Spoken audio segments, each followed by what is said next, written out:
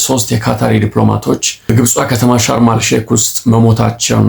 መካከለኛ ምስራቅ እየወጡ ያሉ ዜናዎች ያመለክታሉ። ሶስቱ ዲፕሎማቶች የካታሩን ጠቅላይ ሚኒስትር ሐማስና እስራኤል በሚያደርጉት ለማገዝ የመጡ ሲሆን በሻርም አልሼክ ውስጥ ትራቨል ሲያደርጉ እንደምትመለከቱት መኪናቸው ተገልብጦ መሞታቸውን ነው እየተነገረ ያለውና ይህንንም አልአረቢያ፣ አልሞኒተር፣ ድሮፕ ስፖት ምናምን የመሳሰሉ 3-4 የአረብ ኒውስ ምንጮች ናቸው የገለጹት እና ብዙም የወጣ አይደለም በእርግጥ ይሄ ዜና እና እንግዲህ ኮንስፓይረሲ ምናምን የምትሰሩ ሰዎች ገባ ብሎ መቼስ ሞሳድ ምናምን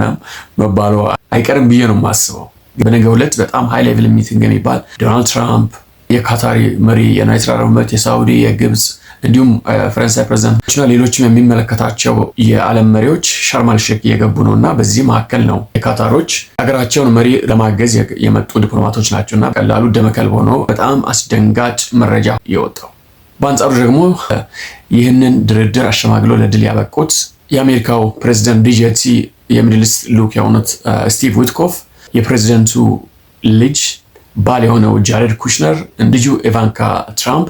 በትላንትናው ዕለት በአይሁድ ቤተ መቅደስ በዌስተርን ዎል ተገኝተው የሚያመልኩትን አምላክ አመስግነው እንደምታውቁት አይሁዶች ናቸው። በእስራኤሉ የጦር ኃይሎች ጠቅላይ አዛዥ ያኢል ዛሚር እየተጠበቁ ኢማጂን እንደዚህ አይነት ጠቅላይ አዛዥ ሲኖራቸው መሳሪያ ይዞ እየጠበቃቸው ምናምን ማለት ነው። ጋዛ ውስጥ ጉብኝት እንዳደረጉ የእስራኤልን ወታደርን ያመሰገኑ በተለይ ደግሞ ጋዛ ላይ ስላሳዩት የተቆጠበና እንደ ሐማስ ጨካኞች ሳይሆኑ ንጹሃን ዜጎችን ለመጠበቅ መስዋዕት ያስከፈለውን ተጋድሎ በተለይ ደግሞ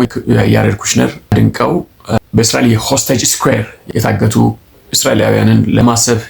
የተሰየመውን ስኩዌር ላይ ወደ 400,000 ህዝብ በተገኘበት ንግግር ማድረጋቸው በትላንትናው ዕለት አይተናል።